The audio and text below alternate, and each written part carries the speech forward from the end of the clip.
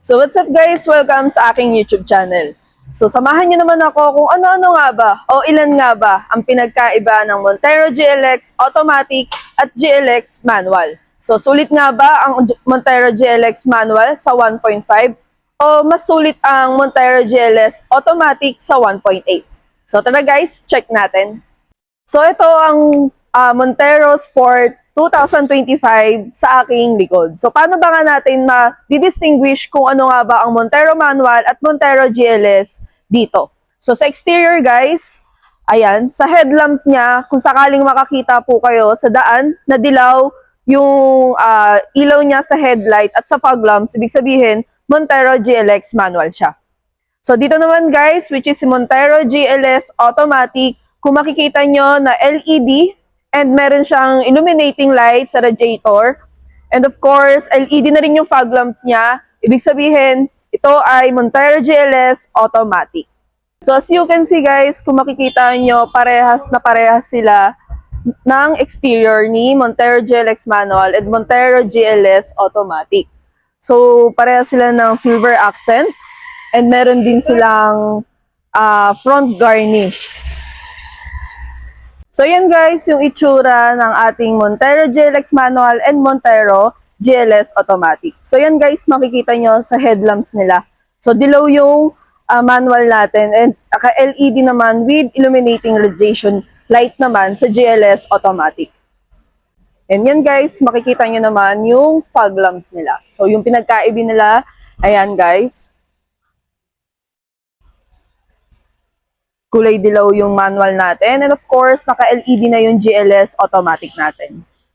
So, tara naman guys, ipakita ko naman sa inyo yung interior netong dalawa, which is si Montero GLX Manual and of course, si Montero GLS Automatic. So, ano nga ba yung pinagkaiba nila sa interior nito? Si Montero GLS Automatic, bago tayo pumasok sa loob, may makikita tayo ditong 360 camera. So, yan. And of course, naka-KOS na rin siya. Keyless Operating System. So kahit hindi nyo na pindutin yung key fob nyo, at ito lang, si KOS lang ang pipindutin nyo, ma-open nyo na yung unit natin. So tara guys, check natin yung loob. Ayan. So dito guys, sa driver's seat, meron tayong tweeter, speaker, and of course, yung center door lock natin. And meron tayong handle dito. Ayan. So naka-leather na rin po yung ano natin sa driver's seat. And check natin dito siya sa dashboard. Ayan. Meron ng push start.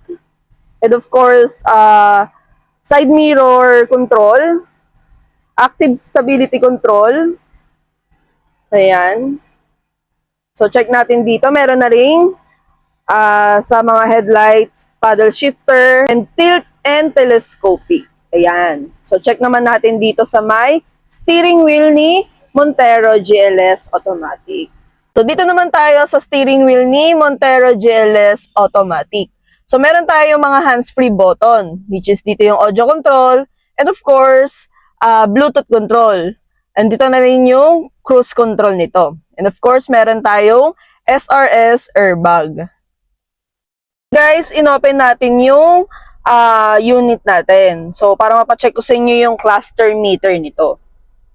So, meron na rin siyang contrast adjustment. Ayan. So, check naman natin yung aircon, guys. Ito yung pinaka-monitor natin. So, merong 8-inch monitor si GLS Automatic. So, sa GLS Automatic, guys, meron tayong 8-inch monitor and dual zone aircon. Ayan, guys. Sinet ko lang yung aircon natin. Ayan yung pinaka high temperature ng aircon natin. Sa ganito lang, guys, actually malamig na si Montero eh. And of course, meron tayo ditong dalawang port USB and HDMI. And of course, meron din tayo ditong, for example, gusto natin maglagay ng HD dashcam. Ayan. pwede natin siyang lagay dito for sa rear mirror natin. And so sa GLS automatic natin guys, meron tayong 8-speed and of course meron tayong electronic parking brake with auto hold. Ayan. Of course guys, ito na yung pinaka control natin. Ayan, ma-under siya. And ayan. Yan na siya ka-automatic guys. No hassle. Kailangan pang bigyan ng puwersa. Like, ito na lang siya, you know. Yan, iaangat natin. Mga driver natin dyan na hindi pinalad na height, pwede yan kay Montero. Angat natin. Guys, for the second row naman, ito yung passenger seat natin. Ayan, meron na rin siyang light dito. And of course, sa mga freebies natin, again guys, may additional tayong side step seal. And of course, hindi mawawala si deep dish matting. And again guys, naka-leather seat na po si Montero GLS Automatic 2025. Ayan. So, lang natin to guys. And of course guys, hindi mawawala ang pagka-generous ni Montero GLS Automatic 2025 kasi meron na rin siyang socket dito. Ayan, meron siyang pang charging. And of course, meron din tayong kung sakaling may laptop man, ayan, pwede. Guys, nung finull flat natin, nakaangat siya kanina, like this. Then, binaba lang natin siya. So, ganun ulit guys, kung ipupull flat natin ulit si Montero, dun lang sa likod, meron dito sa may bandang baba, ipupull lang natin siya.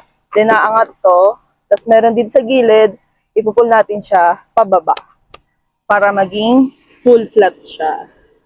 So, ayan. So, ito guys, fold and tumble. Ganun din sa kabila. Magiging katulad nito, tsura niya. So, ito ang second row ni Montero GLS Automatic. Kapag guys, ipo-full flat natin to, iangat lang natin to. Tapos, pwede na natin siyang Iyan. So, yun yung magiging itsura niya guys. Pwedeng ganyan. And kung sakaling ibabalik natin guys, ayan, uunahin natin iangat to. Tapos, ibababa natin yung sa harap na. Ayan. So, ganun siya kaluwag guys. So, check natin yung buong itsura niya ng naka-full flat.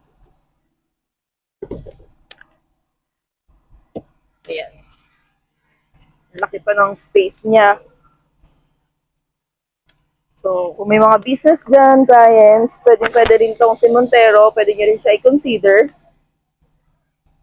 Ganyan siya. Tapos, actually, sa second row din, check din natin.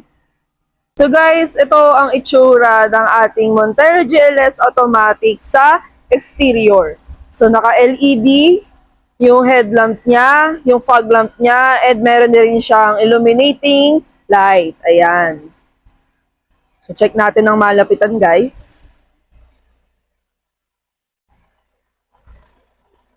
And of course, guys, kanina, sabi ko, bago tayo meron tayong 360 camera. Ito lang siya, guys.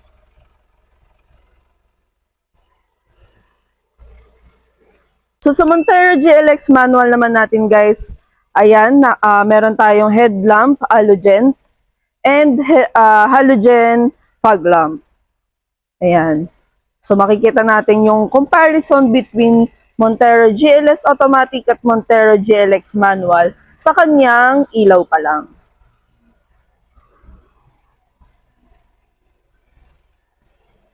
Tara, i-check naman natin yung loob ng GLX Manual natin. So, yan. Naka-keyless entry si Montero GLX Manual and meron din siyang bisusi dito. So, hindi siya same as Montero GLS Automatic na KOS. Ayan. So, check naman natin to guys. Ayan. Sa driver seat, kung makikita ninyo, naka-black high fabric po yung sa driver seat natin. And of course, meron din siyang handle and center door lock. Ayan. And of course, meron din siyang side mirror control. Tilt and telescopic. Hands-free button with cruise control. Ayan.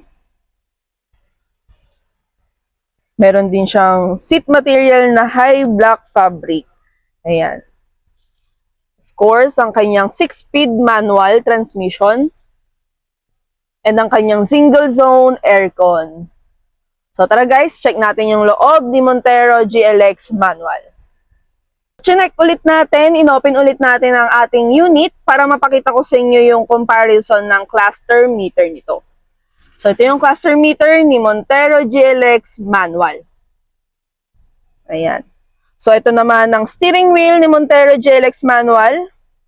Halos same lang sila guys. Leather wrap na rin. Ayan. So dito naman tayo sa aircon at sa monitor. So meron 7-inch monitor ang ating Montero GLX manual with single zone aircon. Ayan. So dito naman tayo guys. Ayan. Meron tayong isang USB port. And ang kanyang 6-speed transmission. Manual transmission. And ang kanyang manual handbrake. So yun guys, napakita ko sa inyo yung kaunting kaalaman regarding sa comparison between GLS automatic at GLX manual. So tara guys, turuan ko naman kayo kung paano mag-apply sa atin dito sa branch through online. So yes guys, meron na tayong online application. So less hassle sa inyo, lalo na sa mga client natin na probinsya at sa mga client natin na OFW na hindi makakapunta agad dito sa ating branch. So, I suggest na mag-apply tayo through online. Ayan. So, mapapakita ko naman sa inyo yung legitimacy natin dito sa Jose Abad Santos, Manila. So, number 1 guys, paano nga ba mag-apply? So, step 1 guys, of course, PM nyo lang po ako sa aking contact number or sa aking social media account. Nandyan po yung page, Facebook account, at Viber and WhatsApp account natin. So, nandyan yung number ko para at least mapakita ko sa inyo yung application form natin. So, doon ko po isa-send guys when it comes na i-PM nyo po ako through online sa aking mga social media accounts. So, second guys, isa-send ko sa inyo yung application form. Complete na po yun. Nandun na po yung pang principal at pang co-maker. So, kung sakali guys, idea lang po regarding sa pag-apply ni, for example, so of course guys, kung si client is OFW at nasa abroad pa siya, pwedeng-pwede nyo akong i-contact sa aking social media para at least mapakita ko na sa inyo yung application form nito and ma-fill upan nyo na. And of course guys, pwedeng-pwede nyo na rin isend sa social media ko yung requirements natin. For example, COE, contract, yung latest contract natin, 2 valid IDs, of course, passport and other Philippine IDs, and proof of billing, and of course, the important is proof of remittance. So, yung possible guys na maging co-maker natin is yung pinapadala natin ng remittance. And of course guys, dito naman sa Pilipinas, which is kung employed ka or business owner naman. So sa employed guys, COE, 2 valid IDs, proof of billing lang naman po yung pinaka requirements natin. And of course, sa may business owner naman, DTI, bank statement, and proof of billing. So, pwedeng-pwede po kayong mag-drop by dito sa Mitsubishi Jose Abad Santos at hanapin nyo lang po ako. So, nandyan po yung contact number ko at the same time yung pangalan ko. Para in case na pumunta kayo dito sa branch namin, hanapin nyo lang po ako sa reception area, Madi Vergara, RFY Group. So yun guys, after natin mag-avail ng unit dito sa Mitsubishi Abad Santos, of course, ako yung magpa-process through application and release. Ayan. So may ibibigay naman po tayong freebies kay client. Yes. Kahit na mag-avail po tayo ng unit, G4 man yan, Expander, L300, and Montero, meron tayong freebies. Ayan. So, kay Montero, guys, i-indicate ko po dyan kung ano-ano yung mga freebies na binibigay natin kay client. Of course, kasama na rin po dun yung standard freebies natin. And of course, kung ano-ano yung down payment ng ating unit. So, from G4 to Montero, lahat yan, guys, ipapakita ko sa video na to. So, stay tuned kayo, guys, kung ano-ano yung mga naging freebies natin sa previous client natin. At yung mga itsura nito. So, usually, hindi aware si client sa itsura ng mga freebies na binibigay natin. So, papakita natin, guys, dito sa video na to. So, that's it for today's video natin, guys. So, thank you so much for watching this video. Again, guys, don't forget to like, share, and subscribe para at least updated kayo sa ating mga susunod pang video. So, thank you guys for watching.